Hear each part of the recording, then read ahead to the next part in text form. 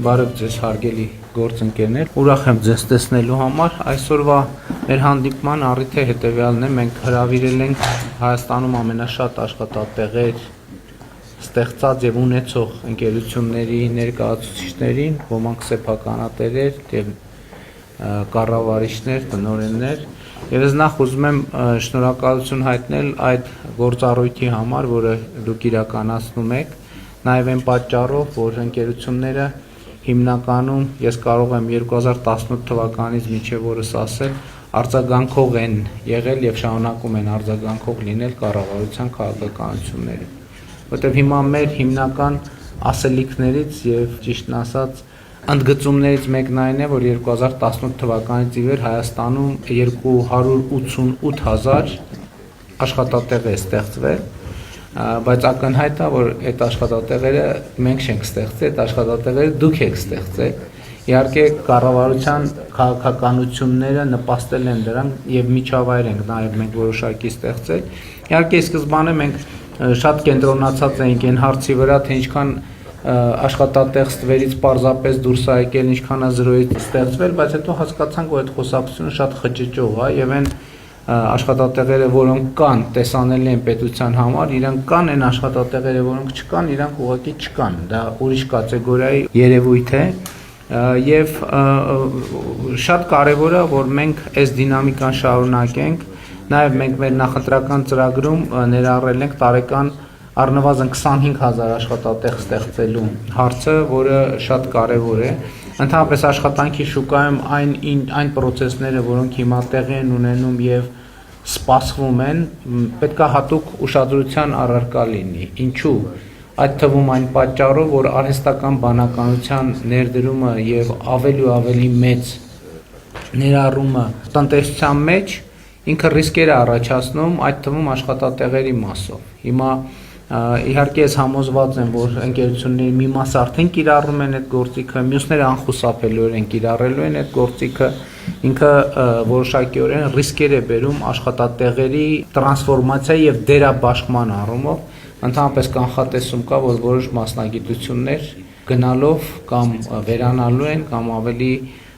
քիչ դերակատարում են ունենալու, սկսած արդյունաբերությունից, շարունակած առողջապահությունով, կրթությունով նույնիսկ եւ այստեղ շատ մեծ վերլուծական եւ գործնական աշխատանք է պետք, որպեսզի մենք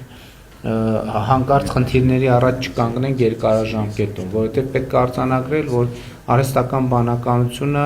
դեռ ինքը ծանոթ երևույթ չի եւ իր հետևանքներն էլ ճիշտ է անդադ վերլուծվում են, բայց շատ ճշգրիտ ալգորիթմեր չկան, որոնք ցույց կտան, թե ինչ տեղի կունենա դրա արդյունքում, բայց նաեւ ես միշտ այս ժամանակաշրջանի մասին մտածելիս մտածում եմ առաջին արդյունաբերական հեղափոխության մասին, որ երբ որ հոսքագծերը ստեղծվեցին, մանուֆակտուրաները ստեղծվեցին, արհեստավորները հարձակվում էին մանուֆակտուրաների վրա, հրդեհում էին մի հարցադրման ներքո, եթե այսպեսին է լինելու աշխատանքը, բա մենք ինչով ենք զբաղվելու եւ ինչով ենք ապրելու։ Իհարկե այդ հարցը այդ պահին ուներ իր հստակ հիմնավորումը, բայց հետո այլ բան տեղի ունեցավ։ Մարդկային հսկայական ներուժ իրոք ազատվեց եւ մարդկային հսկայական ներուժը, որ նախկինում մտածելու ժամանակ չուներ, սկսեց մտածել եւ արդյունքում տեղի ունեցան այն տեխնոլոգիական ճեղքումները, որոնք մենք այսօր ես պատկերավոր ասած ասում եմ մարդը արհեստանոցից կտրվեց եւ սկսեց մտածել եւ ստեղծեց տիեզերանավ եւ թռավ տիեզեր։ Եվ այս առումով ես կարծում եմ, որ արհեստական բանականությունը նույնպես այդ էֆեկտն է ունենալու եւ մենք պետք է հասկանանք ինչ ունենք անելու, ինչ ուղղություններում պետք է համագործակցենք, որպեսզի կարողանանք աշխատաշուկայի ճիշտ տրանսֆորմացիան ապահովել, որպեսզի այն պարզա որ ընկերությունները եւ բոլորն էլ շահագրգռված են, որպեսզի արհեստական բանականության գործիքները ավելի շատ օգտագործվեն, որովհետեւ խոսքը ի վերջո արդյունավետության մասին է։ Մենք վերջին տարիներին միլիարդներ ենք ծախսել, որպեսզի տնտեսությունը արդիական եւ արտադրողական արդյունավետ լինի, եւ այս առումով նույն մեր ամենահաջողված ծրագրերից մեկը, որը հույս ունեմ, որ ներկաների առնվազն զգալի մասը օգտվել է, մասնավորապես տնտեսության արդիականացման ծրագիրը, որ մենք խոսակցական լեզվով լիզինգի ծրագիր ենք անվանում, ինքը շատ կարծում եմ էական դերակատարում է ունեցել, որպեսզի մենք տնտեսական այս դինամիկան ապահովենք եւ մեծ հաշվով 2018-ից մինչև օրս ի հեճուկս 20 թվականի կոവിഡ് պատերազմ եւ այլն մենք միջինում 7% տնտեսական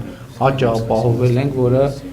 կարծում եմ շատ մեծ տնտեսական ցուցանիշ է, 8 տարի միջինում 7% տնտեսական աճ ապահովել, ես դրա համար եմ ուզում շնորհակալություն հայտնել ձեզ։ Հիմա ընթացիկ հարցերից օրինակ աշխատանքի շուկայում ես նաև որ վերջին ամսվա ընթացքում ավելի շատ եմ շփվում մարդկանց հետ, երկու առանցքային հարց կա, որ իմ կարծիքով այս օրերին շատ քննարկվում է։ Առաջին հարցը հետևյալն է, որ այն մարդիկ, ովքեր այսպես սահմանային աշխատավարձ ունեն կապված առողջության ապահովագրության շահառու դառնալու հետ, իրանք այդ խնդիրը շատ բարձրացնում են, ասենք 200,000 եւ ավել դրամ աշխատավարձ ստացողներն են, որ առողջության ապահովագրության են, շատ մեր առաջ հարցեր են բարձրացնում, որ կամ եզրային են, կամ այնուամենայնիվ ինչ որ աշխատավարձից վերային հատված կա եւ ես կուզենայի, որ այդ այն դեպքերում, երբ որ մենք շատ մոտ ենք այդ եզրին, ասենք 195, 197 եւ այլն, իսկ այսպիսի աշխատավարձեր կան, շատ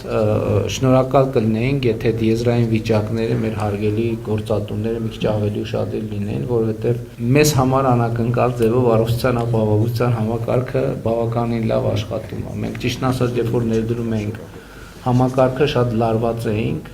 բայց բնականաբար նման շրջադարձային որոշումները լարվածություն են առաջ բերում, մանավանդ որ Հայաստանում 2 անգամ արդեն եղել է փորձ առողջության ապահովագրությունը ներդնելու, 2 անգամ էլ օբյեկտիվ եւ սուբյեկտիվ պատճառներով չի ստացվել։ Հիմա արդեն առավել եւս առաջին երամսյակի արդյունքներով մենք համոզված ենք, որ համակարգը ներդրված է եւ այստեղ է, որ մեր հարգելի գործատուները շատ առանցքային դերակատարում ունեն, որովհետեւ դա ըստ էության համագործակցության մի նոր պլատֆորմա, որտեղ, բայց կարծում եմ, որ սա փոխադարձ հետաքրքրություն ներկայացնող հարց է, որտեղ առողջության ապահովագրություն նշանակում է ավելի առողջ աշխատողներ, ովքեր ավելի արտադրողական են իրենց աշխատանքի մեջ եւ ավելի լավ տրամադրություն ունեն հիմնարկներում եւ ավելի լավ տրամադրություն են ապահովում եւ երկրորդը իհարկե մենք նախորդ տարի կյանքի ռեկորդային տևողություն ենք արձանագրել Հայաստանի Հանրապետությունում 78.4, որը մեր պատմության մեջ աննախադեպ թիվ է եւ բնականաբար մեր բնակչության թվի առումով եւ այլն դա շատ մեծ եւ էական գործոն է, որը մեր հիմնական նպատակներից մեկն է։ Մեր նպատակն է, որ մարդը երկար ապրի, բայց երկար ապրելու պայմաններում լավ ապրի, հնարավորինս լավ ապրի եւ նաեւ շատ կարեւոր եմ համարում, որ մենք առաջին անգամ մեր պատմության մեջ միջին կենսաթոշակը ավելին է, քան սպառողական զամբյուղը եւ շոշափելիորեն է ավելի եւ դա նույնպես տնտեսության եւ կառավարության համագործակցության արդյունքն է։ Երկրորդ խնդիրը, որը շատ բարձրաձայնվում է եւ ընդհանուր բանավեճերի տեղիք է տալիս քաղաքացիների եւ կառավարության ներկայացուցիչների միջեւ աշխատուժի ներհոսքն է Հայաստանի Հանրապետություն, որովհետև իհարկե մենք առիթ ունեցել ենք նաև առնվազն ներկաներից մի մասի հետ քննարկել այդ հարցը, որ մենք ունենք մի կողմից գործազրկության խնդիր, բայց մյուս կողմից համոզված եմ շատերդ ունենք նաև աշխատատեղերը լրացնելու խնդիր եւ անկեղծ ասած այս դիլեման հասկանալու հարցում կարծում եմ մենք ավելի ակտիվ հաղորդակցություն պետք է ունենանք, որովհետև ակնհայտ է, որ ես հիշում եմ տեղեր են եղել, երբ որ այցի ընթացքում իհարկե մենք այդ հարցերը քննարկում ենք, շոշափում ենք եւ սեփականատերը կամ տնօրենը ասել է, որ գիտեք ինչ ամեն ինչ հասկանում ենք, բայց մենք ստիպված ենք ասենք օրինակ չգիտեմ 300-400 աշխատող հրավիրել դրսից, որովհետև մենք չենք կարողանում ներսում ներգրավել աշխատողներ։ Իհարկե մյուս կողմից հնչում է աշխատավարձից ցածր լինելու հետ կապված հասկանալի շեշտադրումը, բայց ես մեկը ասում եմ, ես չեմ հասկանում, ոնց է որ չաշխատելը ավելի շատ եկամուտ է բերում, քան աշխատելը նույնիսկ ցածր աշխատավարձով։ Եվ հետեւաբար հաջորդ հարցը, որը աշխատանքի շուկայի ոլորտում շատ մեր ուշադրությունը գրավում է այս հարցն է եւ իհարկե այս համատեքստում մենք ուզում ենք հասկանալ թե այլ ինչ կարող ենք անել որպեսզի խթանենք աշխատատեղերի ստեղծումը, որովհետև ի վերջո սոցիալական ամբողջ քաղաքականությունը եւ իմիջիայլոց սոցիալական քաղաքականությունների առանցքային հայեցակարգային փոփոխությունը, որը մենք հիմա փորձում ենք անել կամ մենք մեզ համար արել ենք, բայց ուզում ենք նաեւ մեր հանրությանը ավելի ընդունելի դարձնել այդ միտքը, որ աշխատունակ մարդը իր ապրուստը եւ ի վերջո նաեւ բարեկեցությունը պետք է ապահովի աշխատանքի միջոցով, որովհետեւ ապրուստ եւ բարեկեցություն ապահովել ուրիշ ճանապարհ պարզապես չկա, չի կարող լինել ուրիշ ճանապարհ եւ որևէ ուրիշ ճանապարհ այդ ինքը արդյունքում փակուղի է տանելու։ Եվ մյուս կողմից ինչպես անել, որ այս թեզը հնարավոր դառնա, դուք գիտեք, որ մենք նաեւ շատ դժվար որոշումների ենք գնացել, բայց անհրաժեշտ նաեւ սոցիալական ապահովության գնահատման բոլորովին նոր համակարգ ենք ներդրել, որի արդյունքում պրոցեսները գնալու են հետևյալ տրամաբանության մեջ, որ մեր մարդուն ուղեկցելու ենք միջև աշխատանք։ Եվ այսինքն անապահովության գնահատման համակարգում պարտադիր պայման է, որ մենք X կետում մարդուն պետքա կոնկրետ հասցեով եւ աշխատավարձով աշխատանք առաջարկենք։ Եվ այդ աշխատանքի առաջարկը 3 անգամ արձագանք չստանալու դեպքում մենք մարդուն պարզապես ելնելու ենք այն կանխավարկածից, որ ինքը ուրեմն եկամուտ ունի, որովհետև եթե մարդը եկամուտ չունի, ինչի է ինքը հրաժարվում, եթե ասենք պարզ է, չէ, որ առողջական խնդիր չունի եւ այլն եւ այլն։ Բայց իհարկե այս ամեն ինչի համատեքստում ամենակարևորը կրթությունն է եւ կրթական վերափոխումը, որ մենք մարդկանց կարողանանք աջակցել, որ նրանք վերամասկնան գիտանան։ Եվ այստեղ էլ մենք մասնավոր հատվածից շատ մեծ ակնկալիքներ ունենք եւ մասնավորապես քոլեջների կառավարման գործում մասնավոր հատվածի կառավարումը, որ մենք մասնավոր հատվածում իհարկե կան քոլեջներ, որոնք աշխատում են եւ լավ են տարբեր անուններով, հա, երբեմն ակադեմիա կոչվում, երբեմն դպրոց է կոչվում, ես նկատի ունեմ, որ մասնագիտությունն է հաղորդում մարդկանց, այնպիսին, որը շատ կոնկրետ հասցեով կապված է աշխատանքի շուկայի հետ։ Որտեղ սա էդ էլ է բան, կրթական երկու կոնցեպտ է, որը երկուսն էլ որոշակի համակարգում ունի իր տրամաբանությունը։ Կոնցեպտից մեկն այն է, որ ես կրթություն եմ ստանում, որպեսզի ստանամ որակավորում, որը նորմալ է, բայց այն կոնցեպտը, որ ես նկատի ունեմ եւ որի հետ կապված մասնավոր հատվածի աջակցությունը շատ կարեւոր է եւ համագործակցությունը, որ ես կրթություն եմ ստանում, որ կոնկրետ տեղում ընդունվեմ աշխատանքի։ Եվ այս պրակտիկան իմիջիայլոց շատ է կիրառվել պրակտիկորեն Հայաստանում։ Ես հիշում եմ մասնավորապես IT ոլորտի մի շարք ընկերություններ, որ այցելում էինք, հենց իրանց գրասենյակային տարածքներում կային դասասենյակներ, որտեղ տարբեր տեղերից շրջանավարտներ էին հրավիրում, այս էլ է հետաքրքիր արտահայտություն, շրջանավարտներ հրավիրում էին վերապատրաստելու, որպեսզի անցնեն աշխատանքի։ Այսինքն նույն տեխնոլոգիական ոլորտում մարդը դիպլոմ է ստանում, բայց ինքը որպեսզի արդեն աշխատի, ինքը մի հատ էլ կրթություն ստանում է ընկերությունում, ինչը էլի կարծում եմ այս երկրորդ կոնցեպտի բացակայության կամ այդտեղ ճեղքի արկայության պատճառն է, որովհետև տրամաբանությունն այդ կլներ, որովհետև համ ընկերությունն է ժամանակ եւ ռեսուրս վատնում, համ շրջանավարտն է ռեսուրս վատնում, որովհետև կանխավարկածն է, որ եթե ինքը դիպլոմ ունի, ինքը պետք է գնար ընկերություն, ընդհանրապես ադապտացիոն մի շրջան անցներ եւ արդեն պատրաստ լինել այդտեղ աշխատելու։ Բայց շատ հաճախ է լինում դեպքեր, որ կա դիպլոմ, բայց աշխատելու համար պետքա նորից մասնագիտանալ տվյալ ընկերություն։ Տենց պրակտիկաներ գիտեմ, որ այդ թվում ներկա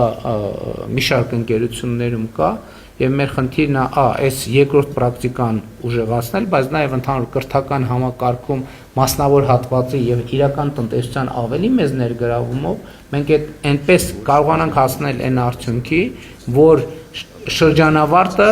արդեն առնվազն էականորեն ավելի պատրաստ լինի ուղղակի գնալ մտնել եւ աշխատել կոնկրետ ընկերությունում, կոնկրետ ոլորտում, կոնկրետ գործարանում, արտադրամասում եւ այդպես շարունակ։ Իմ գնահատականն է, որ մենք տնտեսական զարգացման բոլորովին նոր մի շրջափուլ ենք մտնում, եւ դա իհարկե կապված է Հայաստանի եւ Ադրբեջանի միջև հաստատված խաղաղության գործընթացի հետ, եւ մենք առաջիկայում մեծ իրադարձություններ ենք սպասվում, որը կապված է առաջին հերթին TRIP նախագծի գործարկման հետ, որը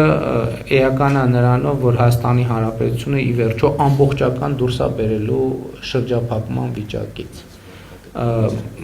Բայց ըստ էության այսօր էլ Հայաստանը հաղթարել շրջափակումը, որովհետև գիտեք, որ Ադրբեջանի տարածքով դեպի Հայաստան հնարավոր է իրականացնել երկաթուղային բեռնափոխադրումներ եւ իրականացվում են, բայց ուզում եմ ասել նաև, որ քաղաքական հստակ հանձնառություններն է, որ այդ թվում արտահանումները հնարավոր իրականացնել երկաթուղով, իհարկե Վրաստանի տարածքով մինչև մենք Ադրբեջանի հետ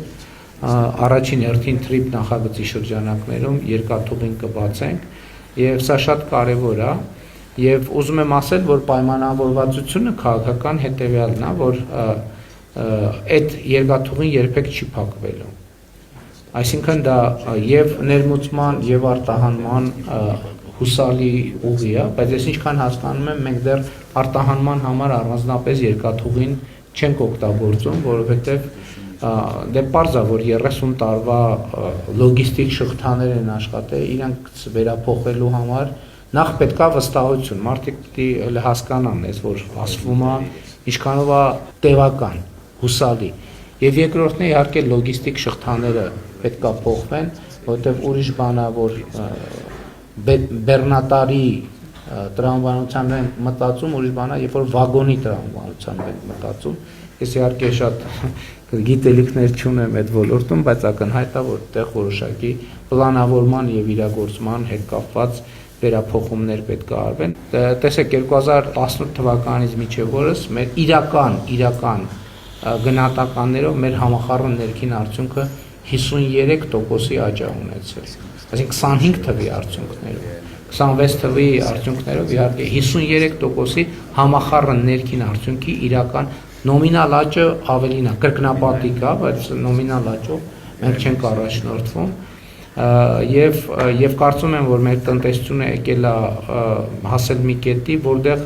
արդեն բիզնես, պետություն, աշխատող, գործատու հարաբերությունները պետքա տեղափոխվեն, զարգանան արդեն հաջորդ հարկի վրա պետքա լինեն, եւ սա նաեւ շատ լավ առիթ է, որպեսզի մենք նաեւ այդ հարցերը ձեզ հետ քննարկելու եւ ձեր նկատառումները լսելու հնարավորություն ունենաք եւ ամփոփելով իմ բացման խոսքը եւս մեկ անգամ ուզում եմ շնորհակալություն հայտնել բոլորիդ մեր երկրում տեղի ունեցած այս փոփոխությունների համար այդ թվում, որովհետեւ իսկապես կան ոլորտներ եւ կան ընկերություններ, որոնց դերը Հայաստանի Հանրապետությունում դժվար է գերագնահատել եւ շատ կարեւոր է, որ այդ ընկերությունները նաեւ որոշակի նոր մենթալիտետ, նոր մտածողություն, նոր կուլտուրա են բերում նաեւ Հայաստանի Հանրապետություն, ինչը իրականում ամենակարևոր կապիտալն է, որը նոր տարածքներ է բացում գործունեության նոր ոլորտներ մտնելու, նոր դաշտեր մտնելու համար, որը մեզ համար անծանոթ է եղել, այսինքն դա ճանապարհ է, որը մենք անցնում ենք, եթե ճանապարհը հաջող ես անցնում, նոր տեսադաշտեր եւ նոր հնարավորություններ են բացվում։ Ես համարում եմ, որ Հայաստանի Հանրապետությունը այսօր իր առաջ ունի հորիզոններ, որը ընդհանրապես պատմության ընթացքում չի ունեցել։ Հայաստանը իր պատմության ընթացքում չի ունեցել այսպիսի աննախադեպ հնարավորությունների ժամանակաշրջանը, բայց միշտ նաև այդ եմ ասում, որ գոլային իրավիճակը դեռևս գոլ չի, այսինքն կարող լինի եւ դինում է այդպես, որ խաղի ընթացքում ունեն տասնյակ գոլային հնարավորություններ եւ լավագույն արդյունքը այս դեպքում, որը եթե չի իրացվում, ոչ ոքին այդ մեծ հավանականությամբ արդյունքում այդ գոլային իրավիճակները չիրացրած թիմերը հասնում են պարտության եւ մենք ողջևորված լինելով նրանով, ինչին այսօր մենք հասել ենք, այդ թվում մեր մտածողության եւ դիտանկյունների փոփոխության արդյունքում մենք հասկանում ենք նաեւ, որ գոլային իրավիճակները պետքա կարողանալ ստեղծել, բայց պետքա նաեւ իրացնել, որովհետեւ առանց դրանց իրացման էական չի։ Այսինքն համարյա գոլ չկա։ Այսինքն կա համարյա գոլ, բայց մեկը դա հաշվի մեջ որոշի բան չի փոխում։ Դա ընդհանրապես բերում է հիասթափություն եւ իմ հիմնական ուղերձը այն է, որ մենք գոլային իրավիճակը ստեղծել ենք, այդ թվում մեր տնտեսության համար մեզ հարկավոր է կարողանալ այդ իրավիճակը շարունակական անդադ օգտագործել, ակնհայտ է, որ կառավարությունը առանց տնտեսության մեջ առանցքային դերակատարում ունեցողների եւ ընդհանրապես առանց տնտեսության իրական հատվածի դա չի կարող անել եւ ընդհանրապես այսօր շնորհակալություն հայտնելուց բացի ես ուզում եմ բոլորիդ ուշադրությունը հրավիրել այս իրավիճակի վրա եւ սա է ըստ էության իմ հիմնական ուղերձը։ Կրկին շնորհակալ եմ, որ մեր հրավերը ընդունել եք եւ այս խոսակցության հնարավորությունը ընձեռել եք։ Շնորհակալ եմ։